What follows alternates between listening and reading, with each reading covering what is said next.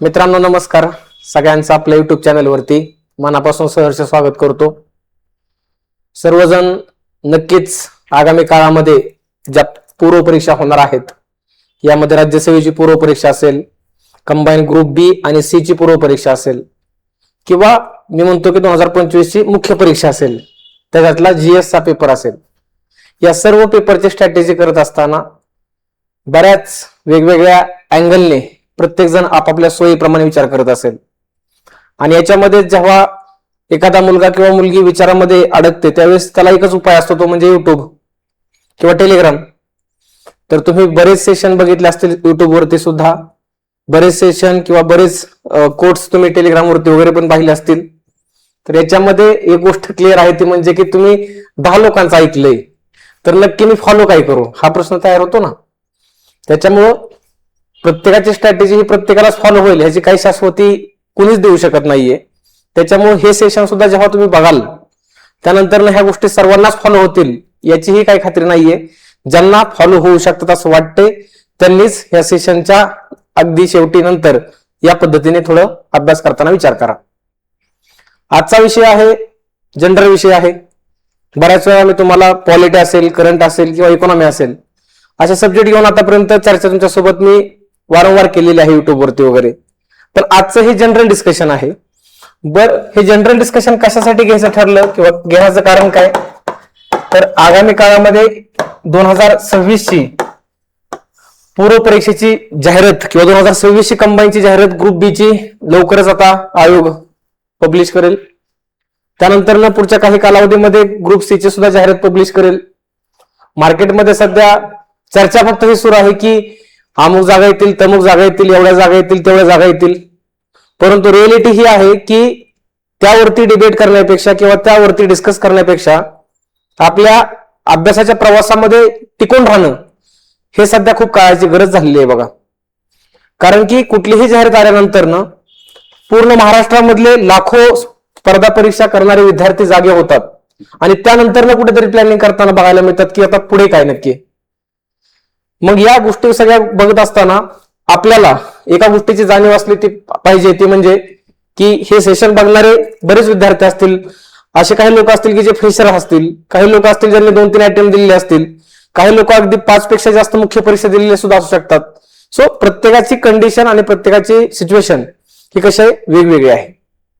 परंतु इथून पुढे जर आपण 2026 चा कंबाईन बी आणि सी चा विचार केला पूर्व परीक्षेचा, तर याच्यामध्ये अप्रॉक्सिमेटली जूनच्या 14 तारखेला तुमचा पेपर आहे बरोबर. 80 ते 85 दिवस म्हणजे राऊंड फिगर आपण 85 दिवस पकडून चालूयात, एवढे दिवस तुमच्याकडे शिल्लक आहेत. आणि ग्रुप सी ची तयारी करणारी मुलं सुद्धा, कोर ग्रुप सी ची तयारी करणारी मुलं सुद्धा त्यांनी फोकस ग्रुप बीच ठेवा. म्हणजे त्यांनी सुद्धा 85 दिवसांचंच नियोजन बनवा. कारण की तिथून पुढचे जे काही दिवस असतील तुमच्या ग्रुप सीच्या पूर्व परीक्षेपर्यंतचे ते तुमच्यासाठी बोनस दिवस किंवा बोनस डेज म्हणून काम करतील. तर याच्यामध्ये 85 दिवस राऊंड फिगर तुम्हाला लक्षात ठेवायचे. त्याच्यामध्ये काही अडचणी वगैरे असतात प्रत्येकाच्या, त्या मायनस करून तुम्ही 80 ते 85 दिवस म्हणू शकता. तर ह्या सर्व दिवसांचं नियोजन करत असताना बरेच जण पेपरवरती प्लॅनिंग केलेलं असेल की मी या दिवशी ह्या गोष्टी वाचणार, या दिवशी या वेळेला उठणार, या रविवारी इकडे जाणार, त्या रविवारी तिकडे जाणार, असे वेगवेगळे प्लॅनिंग तुम्ही केले असतील. परंतु वास्तविक परिस्थितीमध्ये त्या गोष्टी इम्प्लिमेंट होत आहेत का, या गोष्टींची किंवा या गोष्टींचा विचार करण्याची सध्या खूप आवश्यकता आहे बघा. कारण की परीक्षेच्या अगोदरचे जे 2.5 ते 3 महिने असतात ना, हे खूप कोर पिरियड असतो की ज्यामध्ये तुम्ही जर अगदी मनापासून जर काही गोष्टी केल्या तर निकालामध्ये नाव येण्यासाठी वेळ लागत नाही. परंतु त्यामध्येच पाठीमागच्या 3 महिन्याच्या पूर्वी वर्षभर तुम्ही खूप सारा अभ्यास केलाय, पण त्या 3 महिन्यामध्ये तुमच्याकडून प्रॉपर त्या गोष्टी इम्प्लिमेंट होत नाहीयेत. त्याचा इम्पॅक्ट आपल्याला बघायला मिळतो की पूर्व परीक्षा सर 0.25 ने मी फेल झालो किंवा 0.50 ने फेल झालो किंवा 1 मार्काने मी फेल झालो.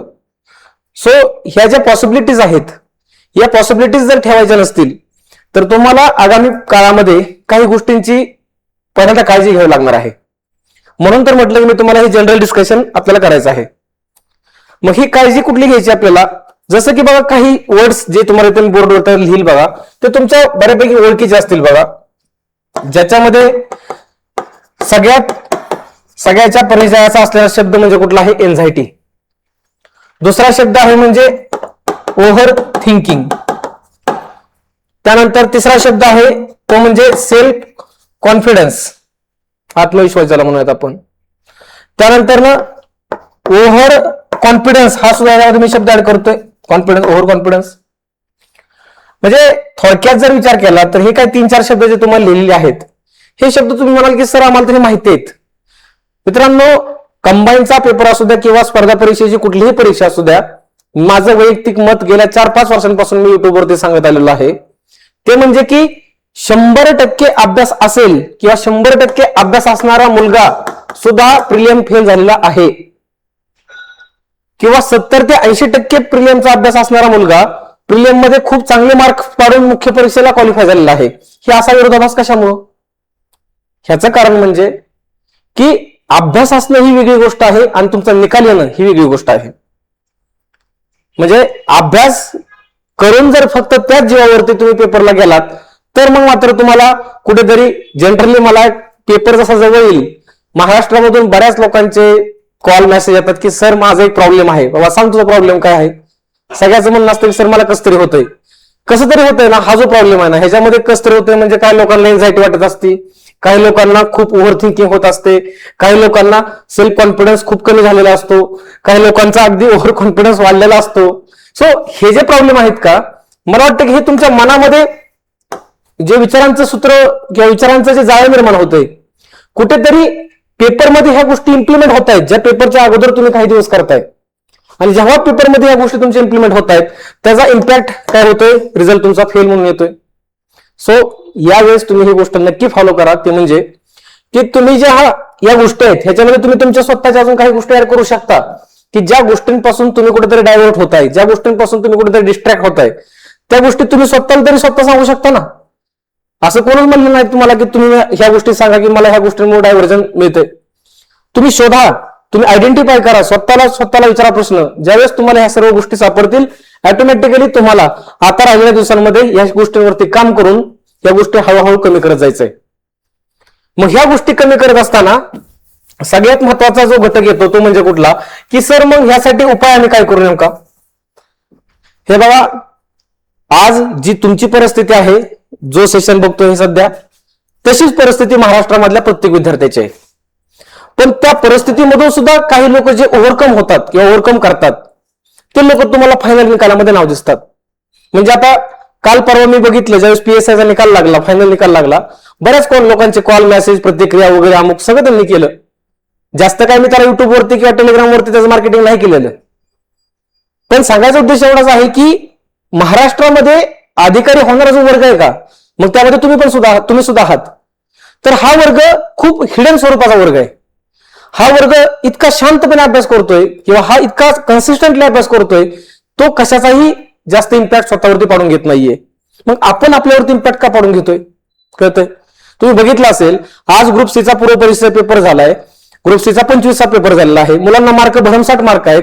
म्हणजे आज अगदी 62-63 मार्क असणारा मुलगा सुद्धा कधीतरी स्वतःबद्दल विचार करतोय की माझं होईल का? ग्रुप बी ची पण परिस्थितीच आहे.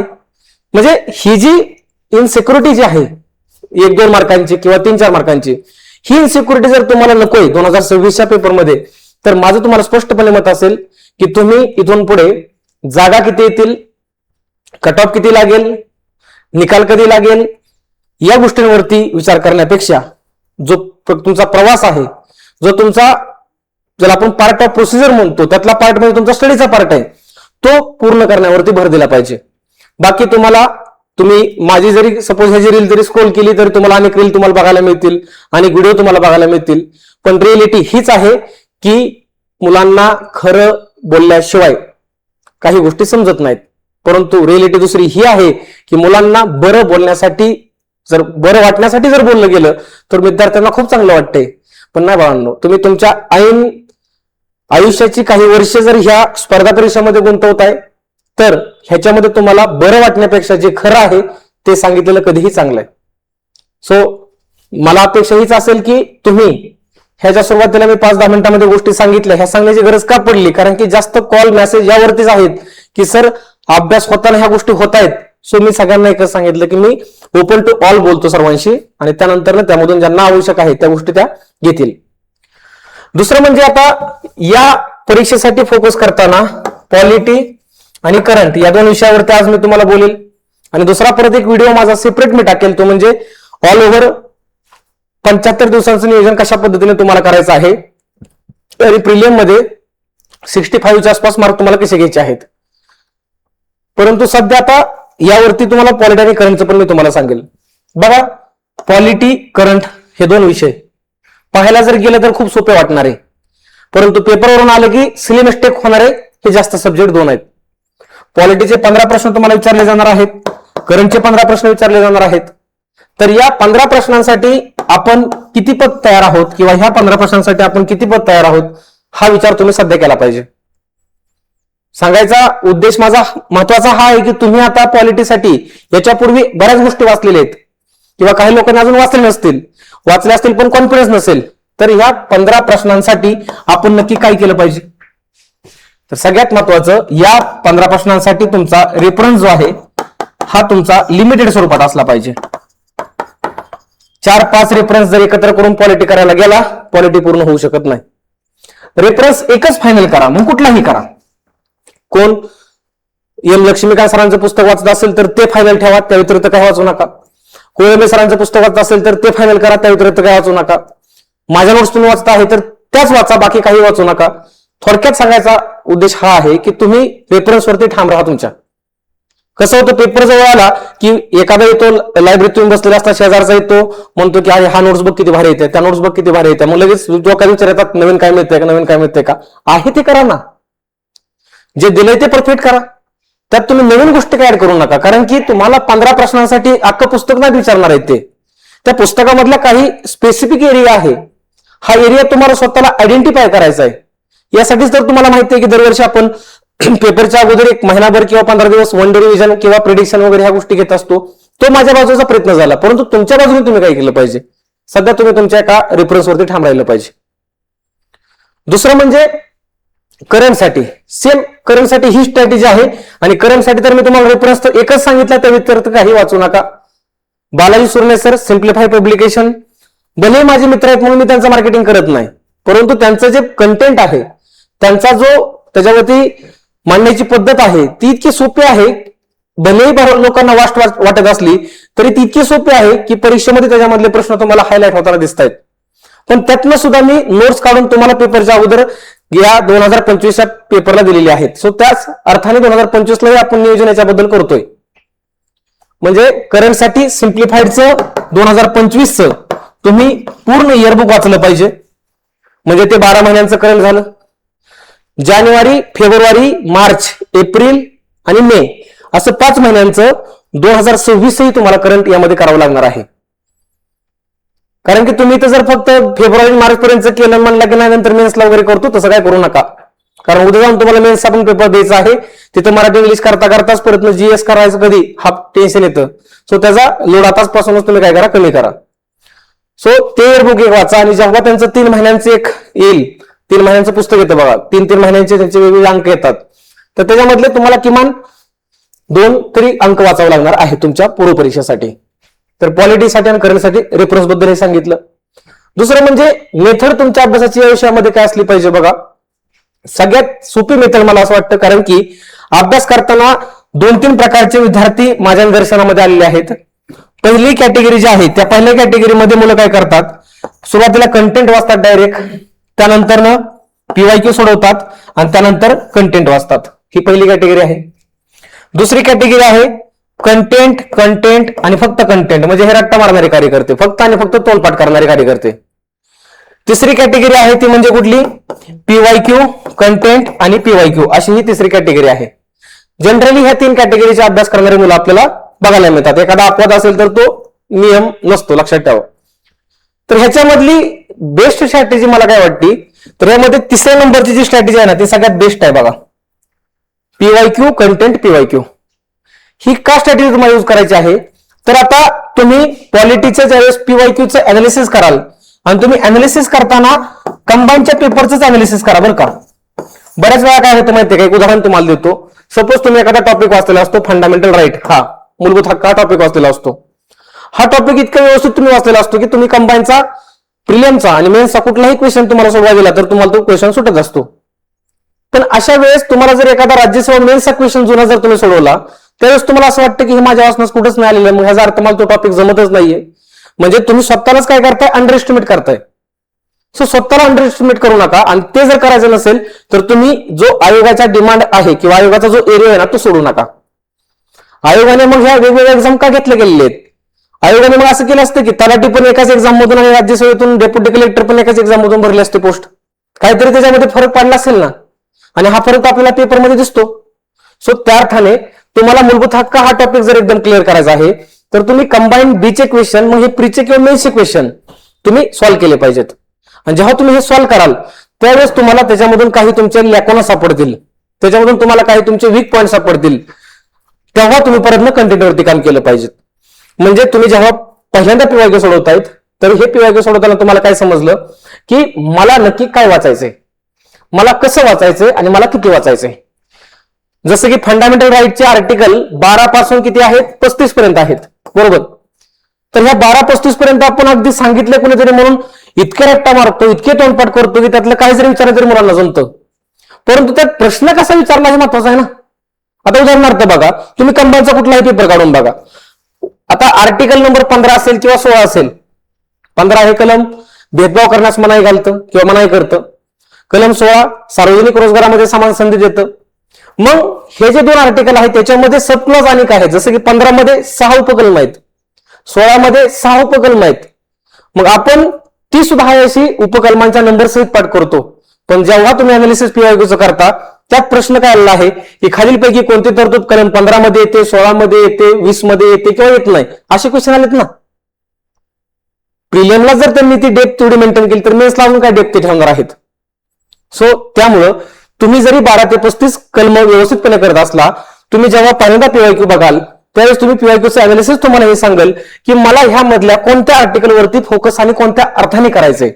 जसा पाठीमागे प्रश्न गेल्या वर्षी आला होता प्रश्न की कलम 20 मध्ये कोणती तरतूद येत नाही किंवा येते असा काहीतरी प्रश्न आला होता, जो ऑलरेडी आपण तुम्हाला एक्सपेक्ट सांगितलं होतं की तसा क्वेश्चन बनू शकतोय. हे त्याच्या अगोदरच एकदा दिवस सांगितलं होतं. म्हणजे हे जर तुम्हाला एकदा आयोगाचा समजला तर ह्याचा परिणाम असा होतो की तुमचा अभ्यास हा सोपा होत जातो. आणि मी अभ्यास सोपा करा यासाठी म्हणतो कारण की पॉलिटी आणि करंट म्हणजे एमपीएससी नाही ना, हिस्ट्री आहे, जिओग्राफी आहे, इकॉनॉमी आहे, रिझनिंग मॅथ आहे, सायन्स आहे, त्यांचं काय. सगळ्या विषयांना जर आपल्याला न्याय द्यायचा आहे तर प्रत्येक विषयाचं ओळख आपल्याला झाली पाहिजे, प्रत्येक विषय आपला मित्र झाला पाहिजे. मग त्याला मित्र तुम्हाला बनवायचा तर तुम्ही या एरियाने गेला पाहिजे किंवा ह्या ओपिनियनने गेला पाहिजे. म्हणजे हे तुम्ही पहिल्यांदा पीवायक्यू बघण्याचा उद्देश तुमचा प्रूव्ह झाला इथं. त्यानंतर कंटेंट वाचा. म्हणजे कंटेंट वाचा म्हणजे फंडामेंटल राईटचे 50 पेजेसचं तो टॉपिक आहे. कोणाची नोट्स असेल किंवा कोणाचं पुस्तक असेल, 50 पेज आहेत त्याच्यात समजा. पण जेव्हा तुम्ही अनालिसिस केलं त्यावेळेस तुम्हाला समजलं की याच्यामधले 15 ते 20 पेजेसच फक्त आपल्या कामाचे आहेत, 30 पेजेस आपल्याला फोकस करायचे नाहीयेत. म्हणजे इथं कंटेंट मध्ये तुम्ही काय कराल, त्याच गोष्टी रिपीट वाचाल. आणि परत पीवायक्यू का सोडवायचे, जे वाचलंय ते बरोबर वाचलं चूक वाचलं हे चेक करण्यासाठी, कळतंय. सो चेक करण्यासाठी स्टडी सेकंड टाइम पीवायक्यू सोडवा. काय वाचायचं आहे, कसं वाचायचं आहे यासाठी पहिल्यांदा पीवायक्यू वाचा आणि कंटेंटला बिलकुल मध्ये ठेवा. आता करंट मध्ये हे झाले पॉलिटिक्सचे, तुम्हाला मी अप्रोच सांगितला. करंटचा अभ्यास करताना बऱ्याच लोकांना पहिल्यांदा मनामध्ये भीती असते बघा की सर करंट मध्ये काय वाचायचं आम्हाला समजतच नाही. बघा साहजिक आहे, करंट हा विषय नावातच चालू आहे बघा, चालू घडामोडी नावातच चालू आहे. आणि ह्याच्यामध्ये करंट अभ्यास करताना तुम्ही मी सांगेल बघा, तुम्ही फॉलो करून होते का ते, 7 दिवस फॉलो करा फक्त. करंट वाचताना एखादी गोष्ट तुम्ही वाचताय तर ती लक्षात ठेवायची आहेच या इंटेन्शनने वाचू नका. काय लागतं तुम्हाला मी काय म्हटलं की मला हे लक्षातच ठेवायचंय, मला हे पाठच करायचंय, अजिबात ते इंटेन्शनने वाचू नका. करंट वाचताना तुम्हाला करंट हे बदलत जाणार आहे दिवसेंदिवस. तुम्ही बघितलं असेल तर 2025च्या पेपरला तुम्ही 24 करंट केलं, आता 26ला 25 करंट करताय. सो करंट हे बदलत जाणार आहे. सो करंट हे तुम्ही एक एक्साइटमेंट, ज्याला आपण उत्सुकता म्हणतो, उत्सुकता ठेवून वाचलं पाहिजे की तुम्हाला एखादी गोष्ट नवीन समजते. उदाहरणार्थ पाठीमागं महिलांना विधानसभेमध्ये आणि लोकसभेमध्ये 33% आरक्षण दिलं. किंवा अशा बऱ्याच घटना घडल्या, पुरस्कार एखाद्याला मिळाला, एखाद्या क्रीडा क्षेत्रामध्ये एखादी घटना घडली, एखादी निधन वार्ता झाली, एखादी नेमणूक झाली भारतीय व्यक्तीची आंतरराष्ट्रीय स्तरावरती, तर ती एक गोष्ट इंटरेस्टिंग गोष्ट म्हणून तुम्हाला वाचली पाहिजे, कुतूहल म्हणून तुम्ही वाचलं पाहिजे. यासाठीच मी तुम्हाला सुरुवातीपासून सांगतो की तुम्ही न्यूजपेपर वाचा. न्यूजपेपर तुम्ही पूर्ण वाचला किंवा नाही वाचला फरक पडत नाही, पण लोकसत्ता हा न्यूजपेपर वाचत असताना त्याच्यामधले संपादकीय हे पेज नक्की तुम्ही वाचलं पाहिजे, कारण की त्याच्यामधूनच तुम्हाला करंट बद्दलची काय होते, आवड निर्माण होते. सो तुम्ही त्या अर्थाने करंट वाचलं पाहिजे. सो करंटचा एरिया हा तुम्ही बघितला असेल तर खूप डायनामिक स्वरूपाचा आहे. बघा, तुम्ही जे गेल्या वर्षी आयोगाने पॅटर्न फॉलो केलाय तो ह्या वर्षी करेल ह्याची काही शाश्वती नसते. आयोग पॅटर्न फॉलो करत असताना तुम्हाला सरप्राईज देत असतं. कधी अगदी खूप डीप मध्ये विचारलं किंवा कधी कधी एकदम सोप्या भाषेमध्ये विचारतं. मग हा तुमच्या माइंडवरती परिणाम का करतो, करंट सोपं किंवा अवघड? कारण तुम्ही ज्या इंटेन्शनने वाचलेलं असतं त्याच इंटेन्शन मध्ये तुम्हाला तो क्वेश्चन दिसत असतो. सो ती एक तुम्ही काय घ्या, काळजी घ्या. सो करंट वाचताना तुम्ही शक्यतो डिस्कशनचा वापर करा. तुमचे एखादा ग्रुप असेल, मित्र असेल किंवा तुमचं फ्रेंड सर्कल असेल, त्याच्यामध्ये तुम्ही व्यवस्थित रोजचा 1 ते 1.5 तास वेळ देऊन करंटसाठी प्रॉपर डिस्कशन करा. समोरच्याला सांगा, समोरच्याकडून ऐकून घ्या. आणि करंटला तुम्ही पेपर जवळ आल्यानंतर शेवटच्या महिन्यात वाचायला घेऊ नका, अजिबात तसली चूक करू नका. आतापासून जर तुम्ही करंट चांगलं केलं तर तुम्हाला शब्द आहे माझा की तुम्हाला 100% करंटमध्ये आणि पॉलिटीमध्ये खूप चांगले मार्क मिळतील सुद्धा बघा. कारण की 2 विषयांचं वेटेज हे 30 मार्कांचं आहे, जे की तुमच्या कट ऑफचं वेटेज 50% आहे. हायेस्ट कट ऑफ किती लागले, 62.50. त्यातले 30 मार्क तर आपला विषय कव्हर करतायत. आणि ह्या वर्षीपासून तुम्हाला इकॉनॉमीचा पण मी कंटेंट देतोय. सो इकॉनॉमीची सेपरेट स्ट्रॅटेजी 35 ते 40 मिनिटांमध्ये तुम्हाला सेपरेट युट्यूबला मी टाकेल. कारण की कंबाईन ग्रुप बीला जी प्रेडिक्शन बॅच मी घेतली होती इकॉनॉमीची, तुम्हाला माहिती आहे, त्यातले 15 पैकी 12 प्रश्न हायेस्ट आले होते फक्त 4-5 तास लेक्चर घेऊन. सो हा जो तुमचा एरिया आहे ना, हा तुम्हाला कव्हर करता आला पाहिजे. Okay.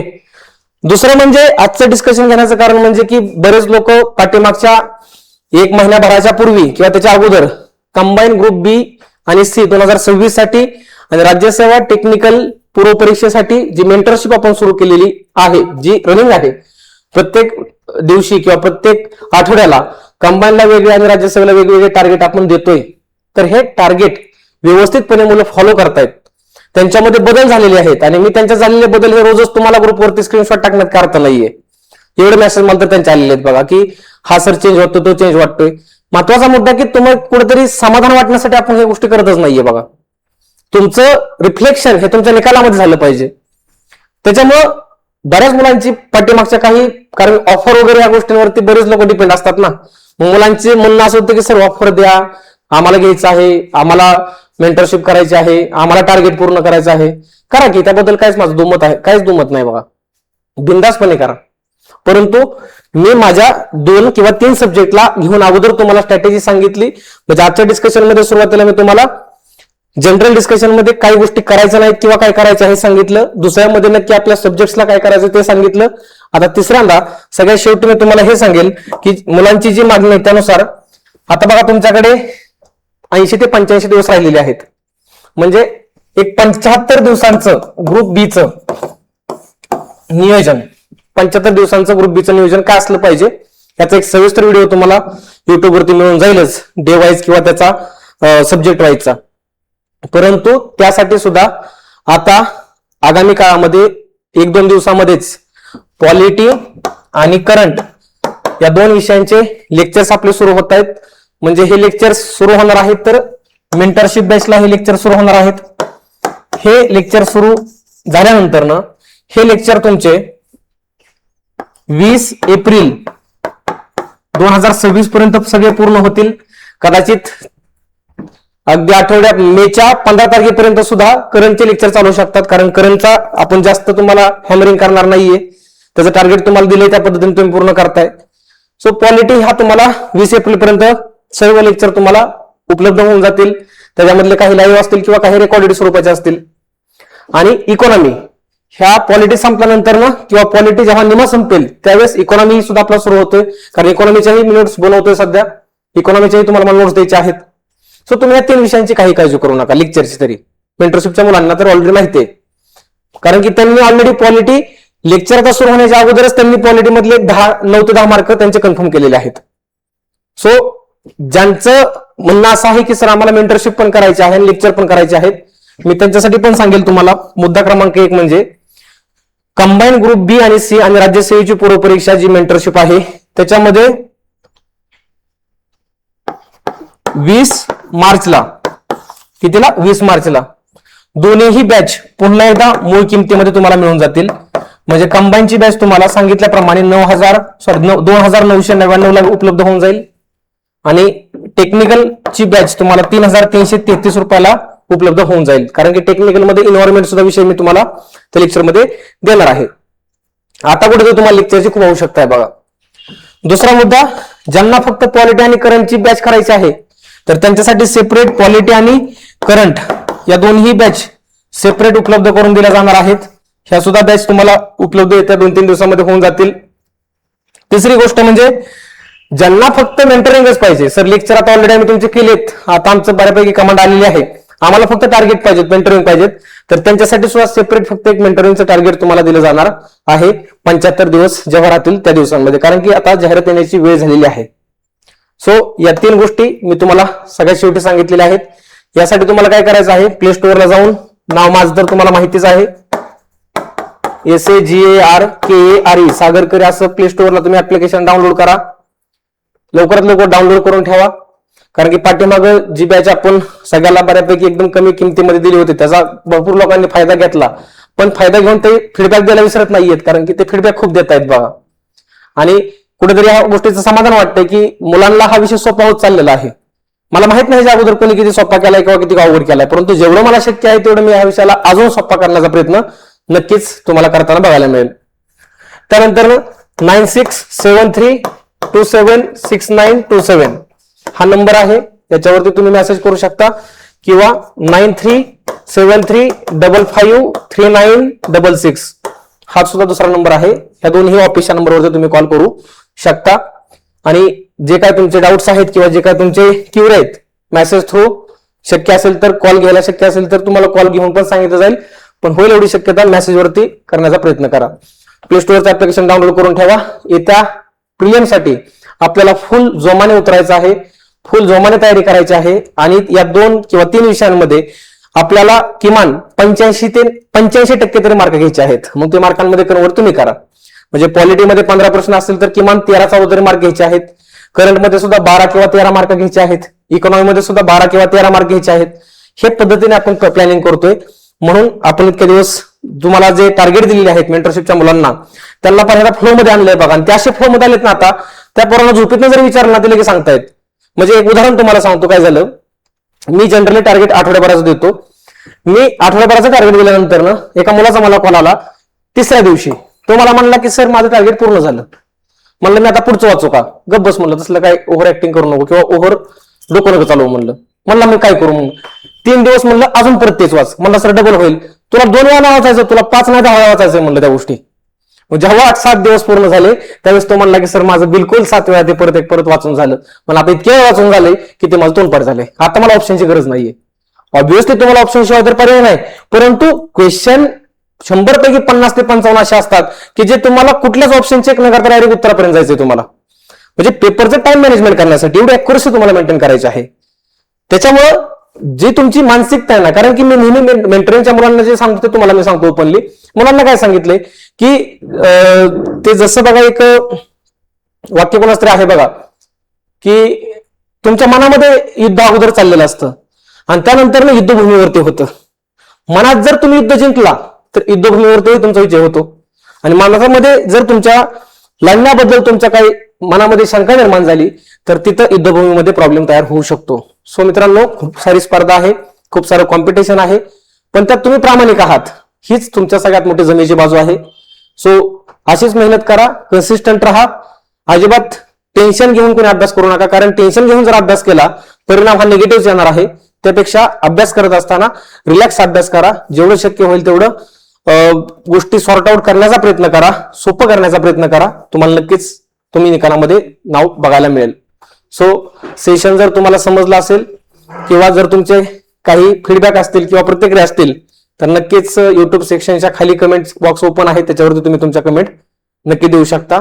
Wish you all the best. सगळ्यांनी छान अभ्यास करा. भेटू पुढच्या सेशनमध्ये. धन्यवाद.